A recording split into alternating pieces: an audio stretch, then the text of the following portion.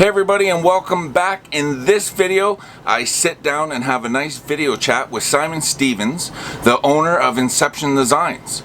We get to talk about his history and everything else in the industry of paintball. So enough of me talking, and let's dive into the interview.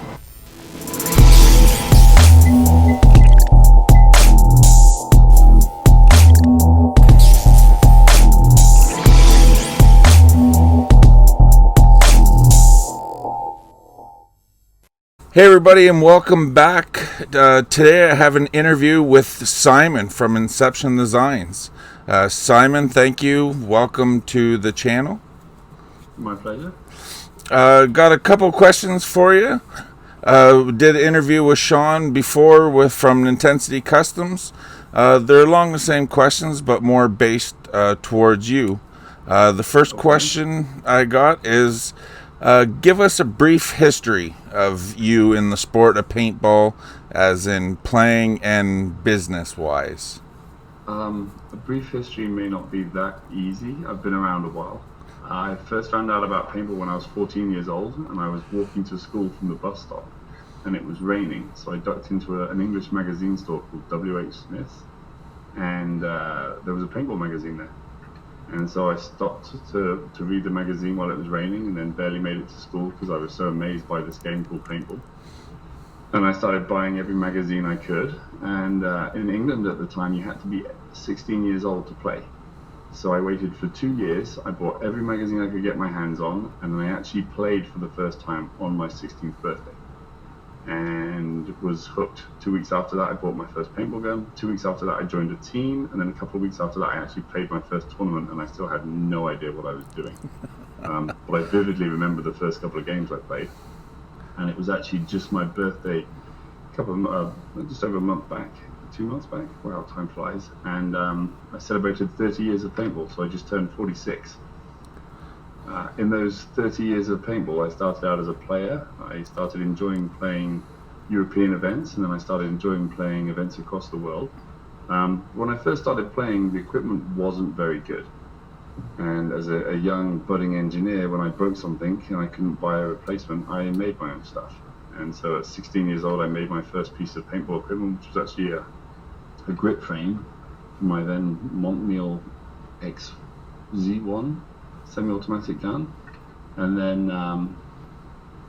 that was 16, I think. And then I was playing with hoppers, and they were made out of two pieces of drain pipe, literally glued together at the middle with an elbow stuck on them, and they were crap. And I played with mine, and it was brand new, and I broke it, and I glued it back together, and I broke it again. And so fixing hoppers and hopper designs became a bit of a fixation for me. And I hated how ugly the hopper was on top of my pretty paintball gun. So at 16 years old, I started trying to make a system that would actually feed the paintballs in from the bottom of the gun and feed them into the top of the gun. And inadvertently, I invented force-feed hoppers, because the only way to get a paintball from below the gun up into the top is to actually force it against gravity. And so I did that, and for a couple of years, I was making prototypes and doing different things. And then I continued that project when I was at university and ended up applying for a patent. And I had a few different things in that patent. Force-feed hopper was one of them. The other one was actually the first ever paintball gun with a breach sensor. And I had no money. I was a poor student, and I was only allowed to continue, or I could only afford to continue one patent. So I dropped the breach sensor. I continued with the force-feed patents, and I got the first patent on force-feed hopper systems. And I tried to get lots of different people in the industry to take me seriously and to help me bring this to fruition, and nobody would. I talked with a few different people, and nothing happened. And I continued working on it, and then I was 25, I think, or 26, and National Paintball Supply in America found my patent, contacted me about it, and I got into a conversation with them. They ended up licensing the patent and took over Odyssey and the Halo and force-feed hoppers, and took control of that at National Paintball Supply because of my patent. They then liked what I was doing, and I talked to them about a bunch of things. I flew over for. I'm trying to make a long story short. This is trying to compress things, and I'm missing a few things out. No problem. I flew over for a meeting with Gino Posterevo to talk about force-feed hoppers and licensing my patent. And back in those days, it wasn't particularly easy to get hold of Gino, so I was sat in a conference room waiting for our meeting. And while I was waiting in this conference room, they had a bunch of images of the new Empire brand and the Empire logo. And it was a product line that they were just getting ready to release with some soft goods. And I was bored, and I had my laptop. So I asked the guy that I was talking to if they were thinking about doing any hard goods for the Empire brand. And he said, well, we're thinking about it, but why? What did you have in mind? And I knew they had a good relationship with Bob Long and the Intimidator. And I said, well, I could design you a gun that would actually do that. And that's cutting out a bit of a history there where I actually helped Airgun Designs do the X-Mag gun, which was my first ever gun. So this was a little bit after that. And so they take me to the art department. I get given the file for the Empire logo. I go back and I sit in the conference room, bored, and I design the Empire Intimidator, the first Gen 1 Empire Intimidator with the big Empire logo across the back of it. And I had my meeting with Gino. Everything goes really well, the patent discussions and the force feed loaders.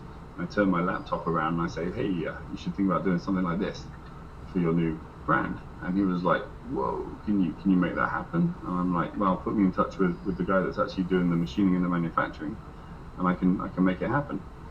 So they actually called Bob Long and then put me in touch with Jim Eaton, who is the machinist out of California. And I spoke to him briefly, and then on the flight back to England, I actually wrote the CNC programming code to make the bodies, sent it to the CNC machine shop in California, and blessed Jim for being brave enough to try somebody else's CNC code on his machines, which isn't something which people typically do. He ran my code, cut the bodies, it all worked. They started machining bodies. About 2 weeks after I started, they actually had the first production ones done, and that was it. And it took off, started making all these paintball things. And Gino was so pleased with the things that we were doing, he started giving me more contract work. And so I'm a young engineer. Actually, I was running a CAD-CAM company in England at the time, and he's giving me contract work and more contract work, and I can't do all the contract work, and my camera's doing some crazy stuff. I can't do all the contract work and keep up with my real job. And then at this time, force feed loaders are starting to actually take off and be successful. So I'm making some royalties on my patent for the force feed loaders. I'm making some money on the side from this contract work that I'm doing, and I actually broke up with my girlfriend of 5 years, and I was a bit unsure what I wanted to do with the future. And they'd been trying to get me to come to America and help make more stuff, because there was just everything was going crazy. And at that point in time, I was like, well, I just making a life change. Why not? I'll try it. So they persuaded me to come over to National Paintball Supply and be Director of Research and Development for them. And it was originally just supposed to be a 3-year stint. And I came over in 2003 to start that, and I loved it. The stuff I did was very successful. It just took off and kept growing and kept growing. And so my 3-year stint became three-year visa renewals, became a green card application, and now I'm a permanent United States citizen, still making paintball stuff. And in 2007, I think it was, a big hedge fund bought National Paintball Supply and PMI and merged the two together. And when they did that, I became Vice President of Engineering, Research and Development, and ran the whole engineering and R&D department for National Paintball Supply. And I did that for about 5 years, and to the point where I'd had enough of working for hedge funds. They do things very differently. When you work for a hedge fund, you work by the numbers. They run a company very differently, and there was decisions being made that didn't make me happy, and there were things that were going on that were against my contract. So Christmas of 2012 going to 2013, I came back at the new year, told them that I wasn't happy, wanted to leave.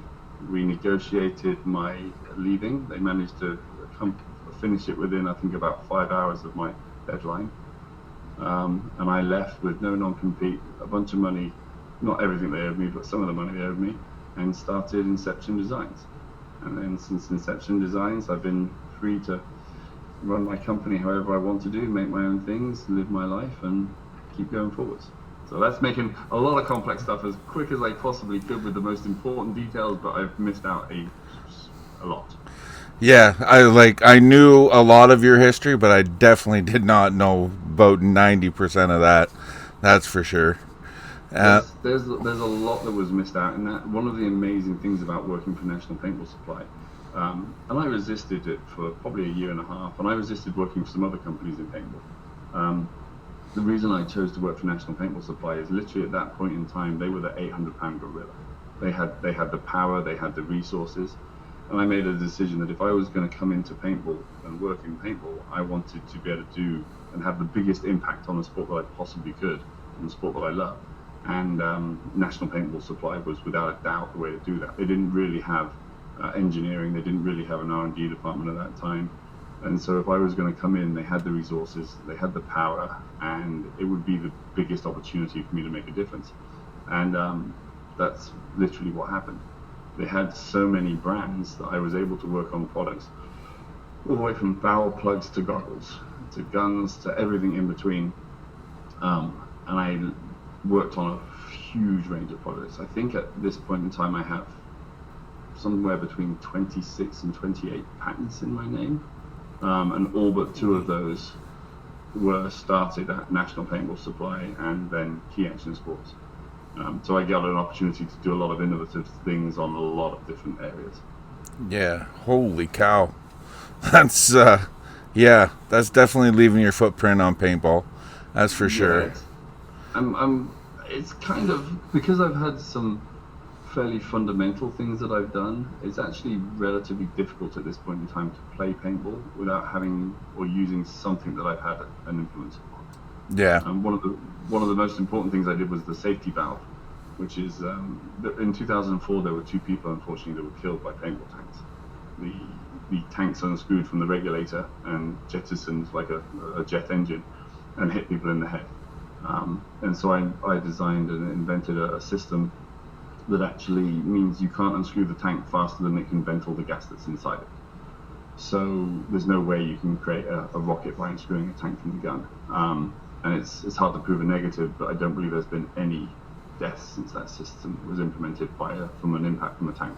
So there's 2 in 2004, there hasn't been any since that I know of. But that system, we patented it and then gave it to the industry. So we made it available for free for everybody. So literally anybody could use it. And so it is on pretty much it is on every valve, every air system, everything that is used now. And then that in conjunction with a few other products I've made, goggles, guns, loaders. If you'd have to be using 12 grams and a few relatively specific guns and not wearing one of my goggles and not using a full speed hopper in order to be able to avoid anything that I've ever had an influence on. So there's quite a few things. Somebody once asked me to try and list everything, and I tried, but it's not possible. Well, the cool thing about working for National Paintball Supply is I think they own 28 different brands at one point in time. And behind the scenes, they also work with a lot of other companies. So I got to work with a lot of those brands and a lot of those companies and did things that nobody had any clue that they were me, but I was still working on them. I did the 2004 update for the race frame on Autocockers. I helped bring back the ProMaster for ICD. There's just a lot of like little things here and there that happened that weren't significant or big, but it's just mean that I've worked on such a range of projects with such a range of brands. It's been a lot of fun. It's been a lot of fun. Yeah, definitely sounds like it. Like you said, you got your hands in pretty much about everything. You did touch and a few years of doing it now as well, so that kind of helps. Yeah, true. You did touch on it there for a quick second, but the question is when did Inception Design come about? That was February 2013. 13. So, yeah.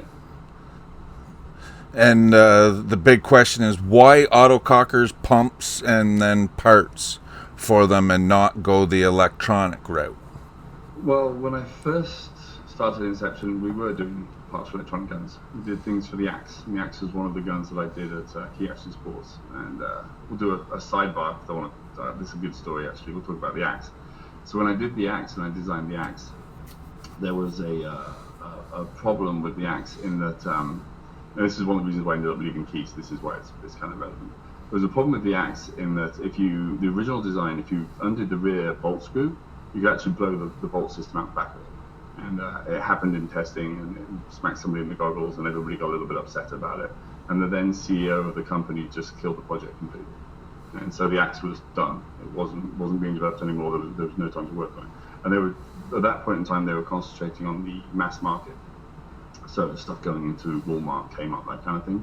And they were pushing towards the 50 cal paintball stuff. A bunch of that, which I designed. That's another story. So the axe was completely killed, and I put a lot of work into the axe, and I was pretty upset about that. So I went home, and I thought about it, and I came up with the piston design that's in the power tube that actually locks the valve into place when it's gassed up. So there is no way, even if you remove the rear screw, that valve system can come out of the axe when it's gassed up. And I solved the problem. And I went back in. I think it was on a Saturday. I went in on a Saturday into the machine shop. We made up one of these tubes, put it into the piston, everything worked perfectly. I was like, fantastic, solved the problem.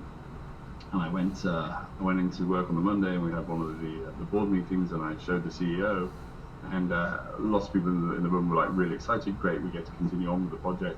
The CEO was pissed off at me. And after that, he actually came into the workshop, sat on the workbench, and pointed at the gun and said, guns like that are not the future of the company. You shouldn't have been doing that. And I was like, well, I did it on my own time, and I fixed it, and it means all this work wasn't wasted. And even though you want to put all this work into 50 cal, there's still a huge mass market, not mass retail, but the big market for the traditional paintball that we shouldn't ignore. And he got very mad at me about it. And that was one of the things that made me sit there and think, yeah, I'm not sure I want to keep working for you. I'm not sure I want to keep working for a hedge fund. And then there was a few other things like that, but that was one of them that left me with a bad taste in my mouth. So when I actually did leave Key Action Sports, I had as part of my agreement that I could continue making parts for the guns that I've worked on with them. They provided me or allowed me to take my own CAD file so I could continue doing that, and that they would sell me base guns and parts and components. So some of the first things I actually did as Inception, the first thing I did was give away a pocket hopper design, 3D print, gave the files away, anyone could do whatever they wanted to. Because one of the things that had frustrated me in the years before was created a lot of cool stuff, and then sales or somebody else said, no, you can't sell that, or no, we're not going forward with it, and those projects got canned, and that pisses me off. So the first thing I did with Inception was actually give away files so that people could go make a small pocket hopper out of the Pico hopper out of a Halo and 100 round hopper. But then after that, I actually did custom bodies for the Axe guns, and then I did some custom bodies for the Empire Sniper and the Empire Resurrection. And the Empire Resurrection was one of the last projects I worked on at Key before I left, but it didn't actually come into production until just after I left. So they fucked up a few things in manufacturing on that and a few QC issues. But that was the last project I really worked on, got it ready for manufacturing, but then left before the actual final product was released, just after I'd left. So why autocockers and pumps and parts, but not electric markers? I actually do stuff for electric markers. It's just I have such a passion for a lot of the mechanical stuff, and I always have. I've always enjoyed playing limited paint. I've always enjoyed playing pump play. I've always enjoyed playing with autocockers. So that's kind of one of the things that I'm enthusiastic about and that I push. But I still, and always have actually done parts for electronic guns. Obviously starting with the Axe, and then now I do a lot of stuff with the Planet Eclipse, mainly on the EMEC platform, but the EMEC platform is also the Ether 2 platform, and the Ether 2 is a phenomenal paintball gun. So a lot of the body kits and the parts that we do for the EMEC are actually compatible with the Ether 2 as well. It's just not something that I do a very good job of promoting. I should be better at that than I am. All right. Well, I didn't know. I thought that I knew at the get-go that you did stuff for the Axe. I didn't know about any much more electronics markers than that one. But the Autococker stuff is there's a lot of complexity in that story as well. But I doing stuff for the classic Autocockers kind of came about by accident. A friend of mine was getting married in California over the July 4th weekend, and it was the day or two before, and I flew in for his wedding, and then I was going to be stuck for the weekend in California because there were so many people flying out for July 4th that I couldn't get back. So I put out on Facebook that, hey, I was going to be in Southern California, is anything interesting going on? And a good friend of mine, an amazing paintball player, Derek Obataki, hit me up and said, hey, come come play paintball with us. We've got a paintball event going on. And it's a pump event in Southern California, a place called The Ranch. And I was like, Derek, I would love to, but I'm already at the airport. I have no gear whatsoever. And he's like, don't worry about that. I'll come pick you up. We'll find you gear. You can come play. So that's what happened. But Derek's a not so big Asian gentleman. So finding stuff that fit me, and I'm 6'5" and kind of huge. I was playing in a pair of dye pants that kind of just cut off to below my knees, and some boiled goggles, and one Inception t-shirt that I had with me, one of the first ones, and I borrowed a pump gun from Derek. But as we went to go play this pump event at the ranch, we stopped into Paintball Gateway, and the people that own Paintball Gateway, one of them, Mike Chon, was just like, what the hell are you doing in Southern California? He's used to coming over and see me on the East Coast at some of the events we put on over here. And I was like, well, I'm out for a wedding. I'm going to go play paintball with Derek. And so we got to talking about gun bodies and gun stuff design. And he's like, what are you going to be doing with the new company? And I was like, well, I've got a few projects in the fire, but I'm not completely set on my path yet. He's like, have you thought about doing any stuff for Autocockers? And I was like, it's hard to justify the amount of work and the quantities and the stuff that's involved. Because, well, I already have the original WGP bodies from the fire sale when they sold off WGP. You could machine some of those. I said, well, I definitely could, but you'd need to have a few for it to be worth all the design work, all the CNC setup, all the programming. He goes, well, how many would you need? I said, I'd probably need like 100, 150. And he goes, I've got pallets full. I've got thousands. I was like, you got thousands? He goes, yeah. And he takes me at the back, and there's literally pallets of all the Autococker stuff. And he hands me one of the bodies, and he's like, can you do that? I'm like, let me take this back, do some measuring, and we'll see. So it's another case actually of flying back on the plane, and I start playing around on my laptop and thinking about some things I want to do. And when I started my own company, I had my own 5-axis CNC machine. And there's things I'd always wanted the 5-axis machine to do that some of my manufacturing suppliers hadn't been able to do at National Key. So that's why I had my own one. And that's how I do the faceted body design. And I wanted to do one on the Autococker platform, so I was like, you know what, we'll try this. So I did a design. I machined the first ones, looked at the amount of time and the amount of work involved, and I was like, shit, this isn't going to work. So I called up Mike, and I was like, you're going to have to retail this for about $250. And he's like, whoa. I was like, yeah, I don't know if you'll be able to sell any. And he goes, well, can you make a few, and we'll see. And I'm like, well, I've already done the hard work. I've done the design. I've done the CNC programming. I've machined the first one, and all the cost goes into the first one that you make. The second, third, and fourth just makes things cheaper. So I'm like, okay, we'll try it and we'll see what happens. So I machined up 25 bodies, sent him 10, and took 15 to World Cup. And we did like a little release at World Cup. And it was insane. It was absolutely crazy. They were $250. I sold them all within maybe 5 or 6 hours of actually having them at my booth. And people went crazy. I was like, oh, maybe we can sell a few. And we sold the first 150 in, it took a little while for it to go, but we sold the first 150 pretty damn quickly. And then I spoke to Bud Orr, who's been super supportive of what I've been doing with the Autococker platform. I spoke to Bud, and he's like, oh, it's super cool, can I get one? I was like, I've sold them all, Bud. And so there's actually, this is the Kryptonite body. And so there's actually 151, because I made a 151st for Bud, signed the bottom of it, and sent it over to him. So originally it was supposed to only be 150, but there's 151 because it went to Bud. But it all kind of came about as an accent bite for doing that. So then Paintball Gateway has all these parts, and so I'm building bodies for them, and all of a sudden people can't get frames. I'm like, because they're buying the body and then they're having trouble buying frames to build a gun. So I was like, okay, we'll make some frames. And then they can't buy pneumatics. No one's making pneumatics, so I'm like, okay, I'll do pneumatics. And at that point I was like, I'm not that far off from doing a whole gun. And I was, and I wish I hadn't sometimes, because it was so much work and so much money to do all the other single little components.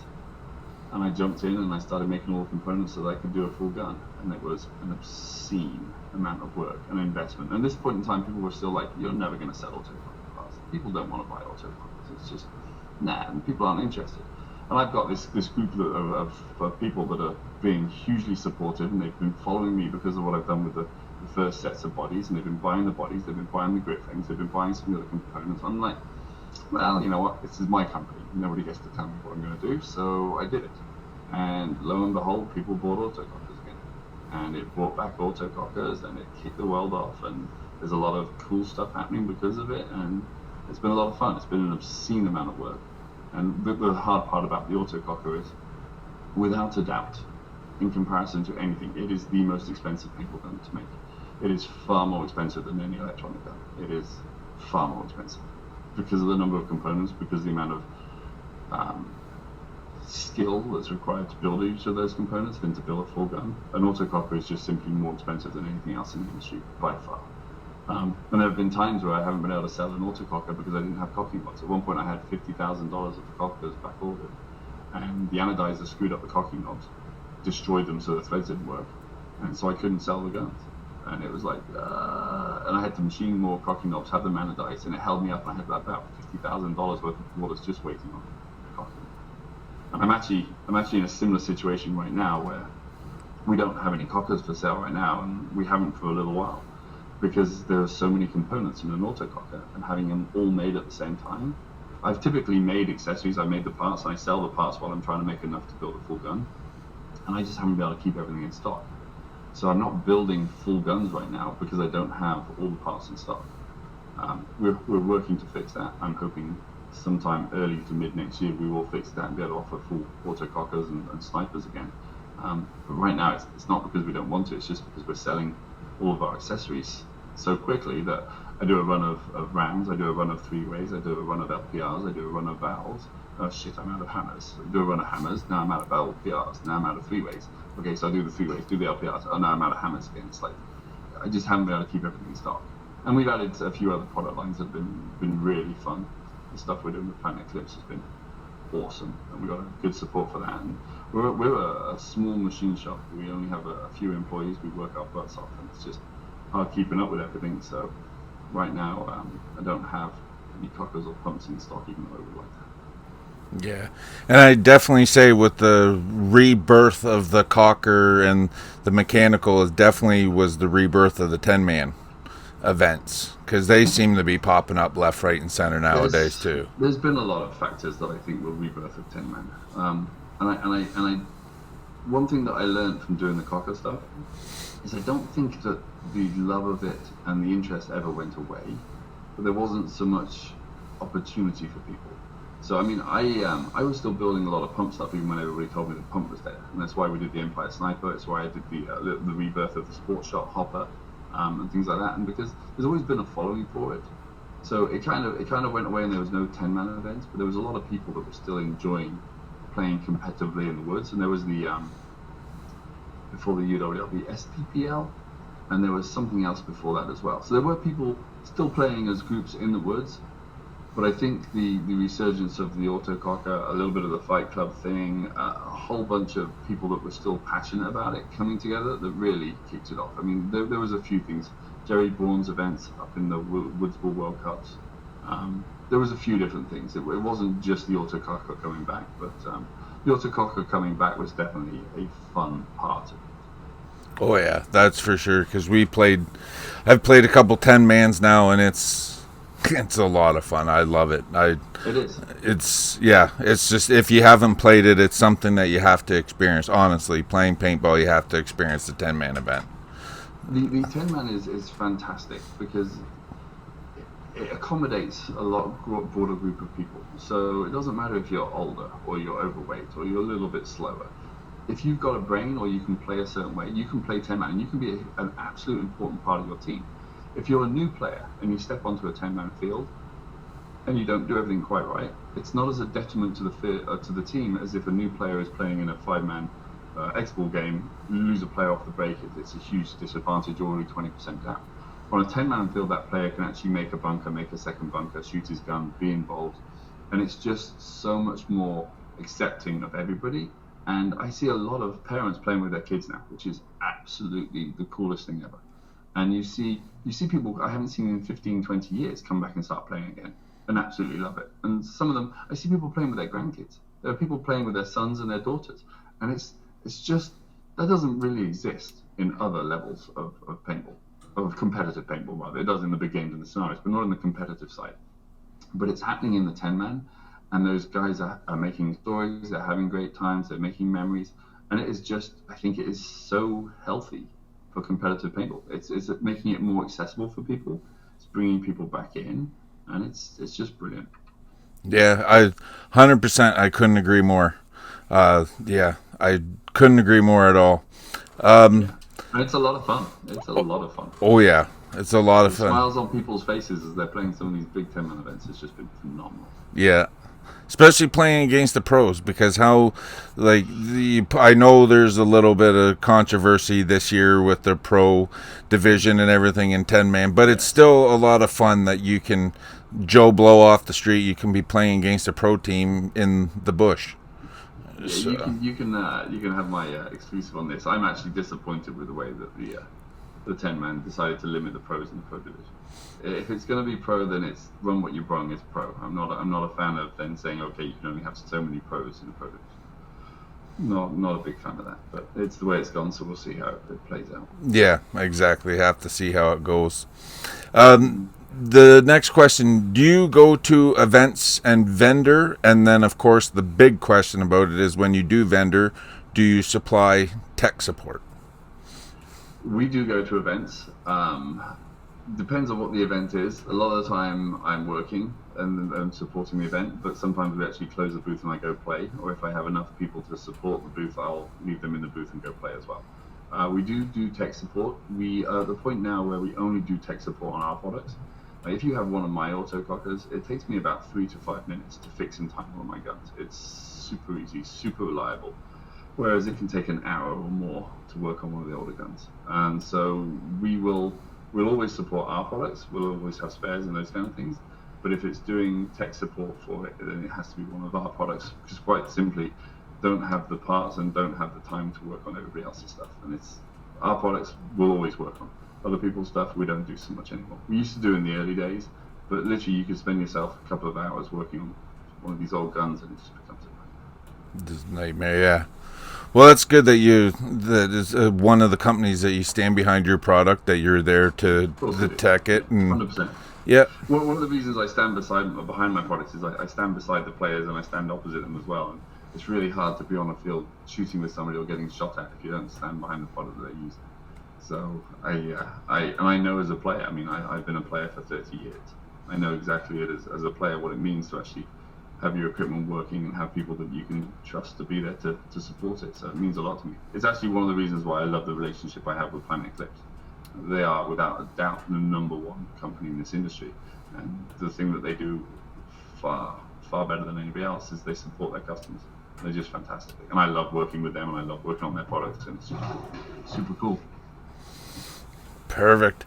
And then final question. We're getting to the time of the interview where I'm going to hand the channel over to you.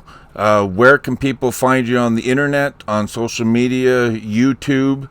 And then what is next for Inception Designs, if you can talk about it? Is there anything coming down the line, top secret stuff? There is always stuff coming down the line.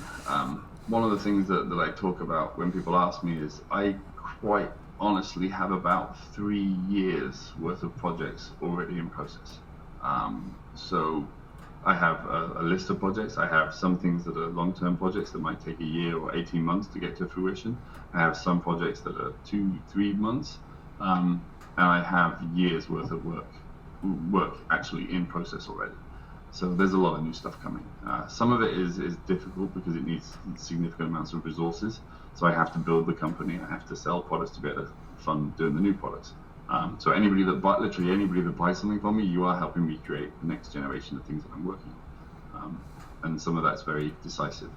I have a lot of stuff. I have a lot of very cool things that I'm hoping to do. I have some more stuff I'm working on with Planet Eclipse. I have some more stuff that I'll be working on for the Autococker stuff. And I'll have some things that are outside of the things I've provided in the past as we try to grow the company and the brand. InceptionDesigns.com is our website. But we do have dealers all over the country and all over the world. Supporting your local stores, supporting your local field is great. If they don't sell our stuff, go in and tell them why they don't sell our stuff. Tell them you want to buy our stuff from them. it's always good too. I do believe in the importance of good stores and good fields for the whole industry. And I'm actually one of the only small startup companies in the last few years that has worked really hard to give margins and to support fields and stores. A lot of them have gone direct to retail, which is a different business model. You can tell I've been around for a little while. I care about the future, so I believe that it's important that fields and stores are successful for the future of paintball. So I work to support that. Not sure they always do the same to support me, but again, I'm here for the long term. Yeah. Social media, we have a Facebook page. Everything's under Inception Designs or Inception Des, just if you want to do it directly. But if you search for Inception Designs, it comes up pretty much everywhere. We've had a lot of fun lately. One of the things that's been a huge blast is doing some of the MagFed stuff. Now, I'm not the kind of guy that likes to dress up in all the military apparel and run around with plate carriers and helmets. But I've been playing a lot of MagFed stuff because it actually reminds me of playing 25, 30 years ago. And it's more about sneaking through the woods and strategy and making your shots count. And I've had a blast doing that. I've been playing a bunch of MagFed guns. And we do a bunch of MagFed guns based on the Planet Eclipse EMF design. And those have been super fun. I actually have one that's stripped down. It's the FLE, fantastically light engineering, depending on how politely you want to say the first word. And we do an FLE 100, which makes a MagFed gun that's it's so small, like it's my 6-year-old's favorite gun to shoot, and she loves it. And I've been having a blast playing with that lately. So you'll find me at a few MagFed events. You'll find me at a lot of the Super Game events, then the ICPL events this year. The problem with the schedule now is there are actually so many events. It's actually hard to work out exactly what to be at and where to be. Unfortunately, there's going to be a clash this year between ICPL Maryland and the Living Legends event at Hell Survivors. So I'll probably be at the ICPL because I've committed to supporting and helping them this year. Some of their events I have booths at. Some of their events I actually do the video coverage. So it's me and a gimbal and a cell phone, and I walk out into the paintball field and tell stories. Yep. And, that came about by accident as well, the original ICC event. But it's been an absolute blast, and I'm amazed by how many people go out of their way to tell me how much they enjoy those videos. And I have fun doing them too. I do. Oh yeah, those videos are a blast. When we can't make it, especially during COVID and stuff, and even before that, when you were making those ICC videos, they were great to watch because you couldn't be there, but you were putting us right there. So yeah, there's a little bit different about the videos I do, where I actually step onto the field and try to make people feel like they're a bit of a part of what's going on. And for me, it's a blast because it's really, I'm seeing a lot of my friends having a good time, and I get to tell the story of what they're doing and how they're having such a great event. And that's been pretty cool. A little bit different to anything that's of that media that's been done before, and it's been a lot of fun. yeah, no, it was really good, and thank you very much for doing those videos because they're nice to watch. Pleasure. I like them. So, well, that's it for the video. I can't thank you enough for making time for doing this and supporting us and our team and Team Nemesis over the years and everything. We use your Autocockers. So yeah, I am looking forward to for the borders to open so you guys can come down and come play some events with us again. You've been missed. So are we. Thank you very much. Yeah, we cannot wait to get back over across the border again. That's for sure. Have you got your schedule sorted out? We're working on it. We're just doing some final touches to it and then seeing what COVID restrictions are going to mean for us to come home or to even go. Yeah, fingers crossed we get to see you soon. Well, that is a wrap for the interview, and all I can say is wow. I knew a fair bit of things that Simon did in the industry. I didn't know that much stuff that he has had his hands in and has done, so that is just unbelievable. Like I said in the video, very special thanks to you, Simon, for sitting down and talking to me over a video call. It was fantastic and great, and I can't wait to see you again in person. So like he said, make sure you go over to inceptiondesigns.com. Check out his website, see what he has to offer, see if it's something you guys are interested in, and his products, trust me, you will not be disappointed. I myself shoot an Inception Design Hornet, So do most of the guys on the team, and then there's a couple of guys on the team that own multiple different style autocockers that he sells. So make sure you guys stop by and check him out. Thanks for watching. I hope you enjoyed the video. Make sure you click the like and subscribe button so you can stay up to date with everything coming out of this channel. I'm gonna have one more video before 2022. It's gonna be a wrap-up video. I'm gonna post that probably after Christmas. Not probably, I am gonna post that after Christmas. So make sure you stay tuned, and let's see if we can start 2022 with a bang. So I will see you guys next video.